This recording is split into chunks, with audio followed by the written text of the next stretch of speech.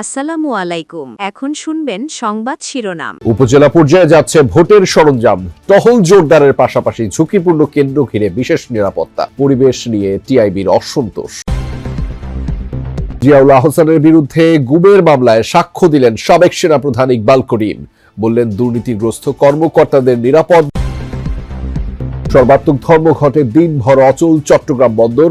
অন্তর্বর্তী সরকারের আমলে হবে না ডিপি ওয়ার্ল্ডের সাথে চুক্তি, জানালেন নৌ উপদেষ্টা।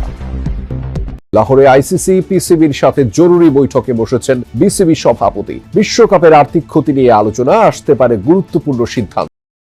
আসসালামু আলাইকুম। এতক্ষণ শুনছিলেন সংবাদ শিরোনাম, এখন শুনবেন বিস্তারিত। ফেব্রুয়ারি ধানের শীষে ভোট দিয়ে দেশ পুনর্গঠনের সুযোগ দিতে ঢাকাবাসীর প্রতি আহ্বান জানিয়েছেন বিএনপির চেয়ারম্যান তারেক রহমান।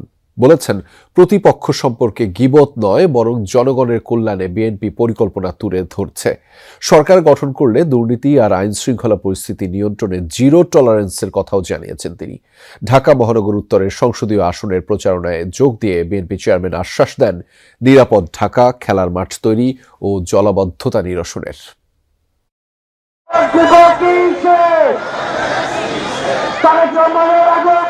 12 ফেব্রুয়ারি নির্বাচনের কাউন্টডাউন শুরু। দেশের নানা প্রান্তে নির্বাচনী প্রচারণা শেষে এবার ঢাকার পথে পথে তারেক রহমান। ঢাকায় 2 দিনের প্রচারণার প্রথম দিনে বিএনপি চেয়ারম্যান মহানগর উত্তরের সংসদীয় আসনগুলো চষে বেড়ান।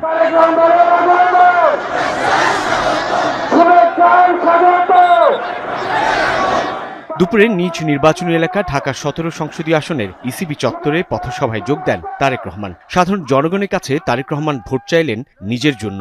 নিরাপদ পরিবেশ গড়ে তোলার পাশাপাশি ঢাকায় 40টি খেলার মাঠ তৈরির ঘোষণা দেন বিএনপি চেয়ারম্যান। আমি যদি এবং আমার দল ইনশাআল্লাহ আপনাদের ভোটে, এই দেশের মানুষের ভোটে নির্বাচিত হলে আমরা সমগ্র দেশ সহ এই ঢাকা শহরকে একটি নিরাপদ শহরে রূপান্তরিত করতে চাই। মা বোনেরা নিরাপদে নিশ্চিন্তে যে কোনো সময়, দিনের যে কোনো সময় হাঁটতে পারবেন। যেই শহরে মানুষ নিরাপদে বসবাস করতে পারবে, ব্যবসা বাণিজ্য চাকরি বাকরি করতে পারবে।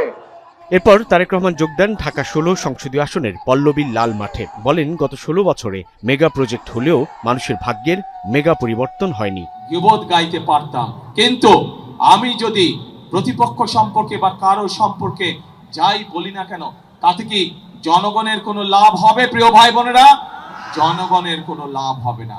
12 তারিখে আমাদেরকে সঠিকভাবে নির্ধারণ করতে হবে, নির্বাচিত করতে হবে যে কাদেরকে দিয়ে আমরা দেশ পরিচালনার দায়িত্ব করব। পরবর্তী ধাপ হচ্ছে এই দেশকে পুনর্গঠন করা, এই দেশের মানুষের ভাগ্যের পরিবর্তন করা। ঢাকা 16, 15 কিংবা 14 প্রতিটি প্রচারণায় বিএনপি চেয়ারম্যান স্থানীয় সমস্যা চিহ্নিত করে সেসব সমাধানের আশ্বাস দেন। জানান, বিএনপি সরকার গঠন করলে সারা দেশের মতো ঢাকার প্রতিটি এলাকায় হাসপাতাল ও ভোকেশনাল ইনস্টিটিউট তৈরি করা হবে। উদ্বাস্তুদের আবাসিক সমস্যা সমাধান আর ঢাকার জলাবদ্ধতা নিরসনেও নেওয়া হবে পর্যাপ্ত খাল খননের উদ্যোগ। দেশনেত্রী বেগম খালেদা জিয়াকে বিভিন্ন রকম প্রস্তাব দেওয়া হয়েছিল যে উনি যাতে বিদেশে চলে যান, কিন্তু দেশনেত্রী খালেদা জিয়া জেল জুলুম স্বীকার করে মৃত্যু অবধারিত জেনেও উনি এই দেশের মানুষকে, অর্থাৎ আপনাদেরকে ফেলে উনি যাননি।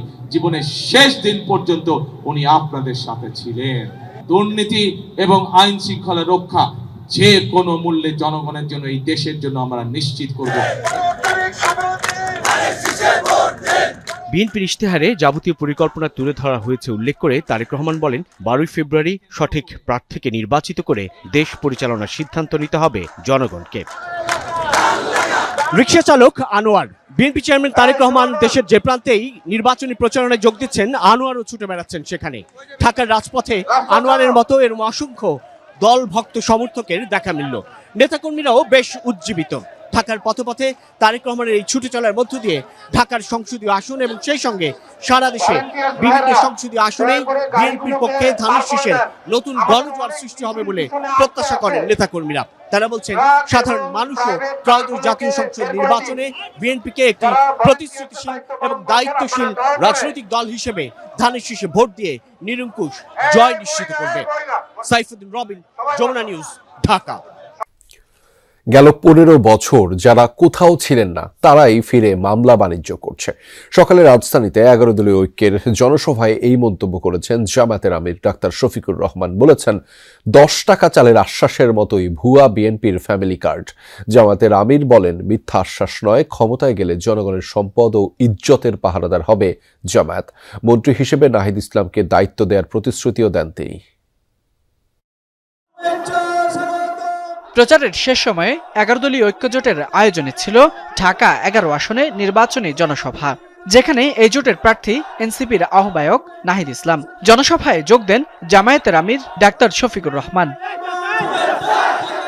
সকাল 9টার পর বাড্ডার ডিআইটি প্রজেক্ট খেলার মাঠে শুরু হয় কর্মসূচি। নির্ধারিত সময়ের আগেই কানায় কানায় পূর্ণ জনসভাস্থল। নারীদের উপস্থিতিও ছিল চোখে পড়ার মতো। সভায় বক্তব্য রাখেন শরীফ ওসমান হাদির বোন। দেশের জন্য আর কোনো হাদিকে যেন জীবন দিতে না হয় সে আহ্বান জানান তিনি। আমরা কি এই হত্যা আরো চেয়েছি? আমরা হত্যা বন্ধ করতে যদি চাই তবে কি করতে হবে আমাদের? সেটাই হলো এখানে নাহিদ ইসলামকে জয়যুক্ত করতে হবে। জামায়াতের আমির ছাড়াও জনসভায় যোগ দেন এনসিপির মুখপাত্র আসিফ মাহমুদ সজীব ভূঁইয়া, বাংলাদেশ খেলাফত মজলিসের আমির মাওলানা মামুনুল হক সহ জোটের অন্যান্য নেতারা। 12 ফেব্রুয়ারি 11 দলীয় জোটকে বিজয়ী করতে ভোটারদের ঐক্যবদ্ধ হওয়ার আহ্বান জানান তারা। আপনাদেরকে সিদ্ধান্ত নিতে হবে, আপনাদেরকে রায় দিতে হবে। গণতন্ত্রের পক্ষে, ইনসাফের পক্ষে, ন্যায়ের পক্ষে, আপনাদের মুক্তির পক্ষে আপনাদেরকে এমন নেতৃত্ব বেছে নিতে হবে যারা আপনাদেরকে নতুন বাংলাদেশ উপহার দিবে। গণভোটে নির্ভীক চিত্তে, অকুণ্ঠ চিত্তে, স্বতঃস্ফূর্তভাবে গোটা বাংলাকে নিরঙ্কুশভাবে বিজয়ী করতে হবে ইনশাআল্লাহ। নির্বাচিত হলে ঢাকা 11 আসনের বিদ্যমান সমস্যাগুলো সমাধানের আশ্বাস দেন নাহিদ ইসলাম। এই অঞ্চলের অর্থনৈতিক বৈষম্য আমরা দূর করব ইনশাআল্লাহ। এই অঞ্চলের নাগরিক সুবিধা আমরা নিশ্চিত করব। যে সকল মানুষ ভূমি হারিয়েছে তাদের ভূমি আমরা ফিরিয়ে দেওয়ার ব্যবস্থা করব, নতুবা তাদেরকে আমরা ন্যায্য মূল্য পাইয়ে দেওয়ার ব্যবস্থা করব। এই ভূমিদস্যুদের সিন্ডিকেট ঢাকা 11 থেকে আমরা চিরতরে নির্মূল করব ইনশাআল্লাহ। প্রধান অতিথির বক্তব্যে জামায়াতের আমির ডাক্তার শফিকুর রহমান বলেন, 10 টাকা চালের আশ্বাসের মতোই ভুয়া বিএনপির ফ্যামিলি কার্ড। 10 টাকা শের দরে চালকে এখনো পেটের ভিতর গরম রয়েছে, ফাফা যায়নি। এখন আবার নতুন করে এই কার্ড সেই কার্ড, গাঁটে গাঁটে কার্ড, এই সব কার্ড হইল ভুয়া কার্ড। যেমন 10 টাকা দরের চালের আশ্বাসটা ছিল ভুয়া, এই কার্ডগুলা হইল সেই রকম ভুয়া। এইসব ভুয়া কার্ডকে আগামী 12 তারিখ জনগণ ইনশাল্লাহ লাল কার্ড দেখাবে। তিনি আরো বলেন,